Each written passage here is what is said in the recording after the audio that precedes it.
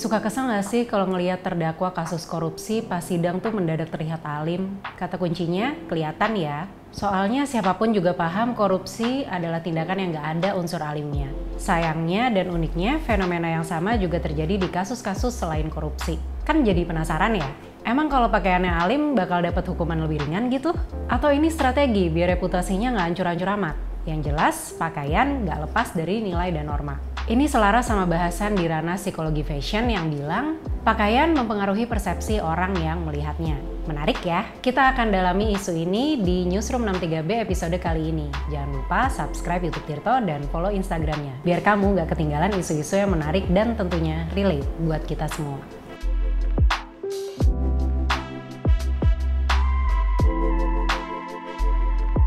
Ini semua berawal dari pernyataannya Jaksa Agung ST Burhanuddin. Pertengahan Mei kemarin dia ngelarang para terdakwa, khususnya pada kasus korupsi untuk pakai atribut keagamaan dalam persidangan.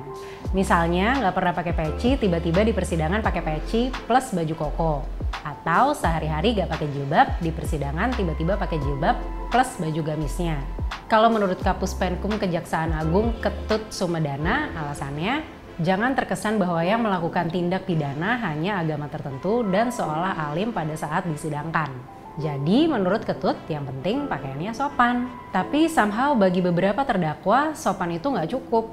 Kamu inget Pinangki Sirna Malasari?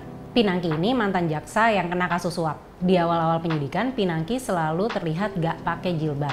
Nah pas masuk masa-masa persidangan dia rajin pakai gamis dan jilbab. Penampilannya gitu terus sampai sidang vonis. Pinangki terbukti nerima duit dari terpidana korupsi Joko Chandra. Hukuman Pinangki dipotong 4 tahun. Pas dieksekusi ke Lembaga Permasyarakatan Wanita di Tangerang, dia udah nggak pakai jilbab lagi. Pinangki gak sendirian. Nama-nama lain mungkin udah pernah kamu dengar kayak Ridho Roma, Melinda Di, atau Neneng Sri Wahyuni. Kita mungkin udah cukup kritis untuk menilai tindakan mereka. Tapi gimana kalau tindakan itu sebenarnya bukan ditujukan untuk kita, melainkan buat orang-orang yang ibaratnya masih ngejudge the book by its cover. Even ke para pelanggar hukum. Dalam ilmu psikologi ada yang dinamakan psychology of fashion. Di situ ada teori menarik, pakaian, atribut, atau seragam punya kekuatan untuk membentuk persepsi orang. Contoh, seragam aparat penegak hukum. Seragam anggota kepolisian, tentara, itu cenderung bernuansa gelap, kayak coklat, hijau, atau hitam. Itu sengaja dipilih karena karakteristiknya kuat. Terlebih lagi, setiap seragam punya reputasi masing-masing. Pernah nggak ngerasa deg-degan ngelihat orang yang berseragam kepolisian padahal kita nggak salah apa-apa? Atau tiba-tiba kesel pas ngelihat orang pakai seragam tahanan KPK? Salah satu pengkaji psikologi fashion ini adalah Leonard Bickham. Dia peneliti asal Amerika Serikat yang pernah nulis laporan ilmiah berjudul Kekuatan Sosial dari Seragam. Kesimpulannya, persepsi terhadap pakaian didasarkan pada reputasi dan otoritas. Ketika kita lihat dokter dengan jas putihnya, hakim dengan jubah hitamnya, atau guru dengan seragam PNS-nya, di kepala kita akan muncul asumsi-asumsi terkait status pendidikan, ekonomi, atau status sosial mereka. Cuma ya, persepsi itu kadang-kadang ada yang bernada negatif.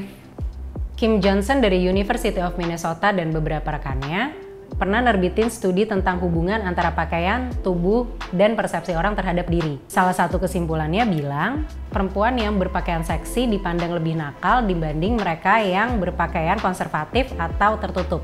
Kedengeran gak fair ya, tapi ini sekali lagi menunjukkan bahwa masih banyak orang yang judge the book by its cover. Dan mungkin orang-orang inilah yang dijadikan sasaran bagi para terdakwa buat sedikit banyak menyelamatkan reputasi mereka. Oh iya, selain model atau atribut pakaian, persepsi juga dipengaruhi oleh warna. Kita lihat hasil risetnya Saving Kurt dan Kelechi Kingsley Osuke yang berjudul Pengaruh Warna Terhadap Suasana Hati Mahasiswa. Para responden ditanya soal persepsi terhadap warna-warna latar di sebuah gedung dan ruangan. Hasilnya, warna-warna terang mendapat persepsi yang lebih positif dibanding warna-warna gelap. Ini menjelaskan kenapa banyak terdakwa milih pakai baju putih atau yang berwarna terang. Warna putih sendiri di banyak kebudayaan menggambarkan sikap kebaikan. Seakan para terdakwa pengen bilang, aku lagi dapat cobaan dan aku akan mengubah sikap ke arah yang lebih baik. Oh iya, nggak semua orang setuju sama pernyataannya Jaksa ST Burhanuddin ya. Misalnya Asrul Sani selaku anggota Komisi 3 DPR RI. Dia minta agar ketentuan itu nggak jadi kewajiban tapi sebatas imbauan. Kenapa? Karena menurutnya Tidak ada larangan berpakaian dengan atribut apapun selama tidak bertentangan dengan ketertiban atau norma yang berlaku. Apabila hanya sebatas pada imbauan, maka yang disampaikan oleh Pak Jaksa Agung bukan hal yang negatif. Direktur Eksekutif Indonesia Judicial Research Society Dio Ansar juga sependapat. Dia bilang udah ada peraturan Mahkamah Agung yang ngatur soal pakaian terdakwa, yaitu harus sopan. Jadi kalau mau ada aturan baru ya perlu kajian serius. Dio juga berpendapat ada potensi pelanggaran HAM kalau pakaian terdakwa diatur. Misalnya, paksaan kepada pengguna cadar untuk melepas cadarnya selama persidangan.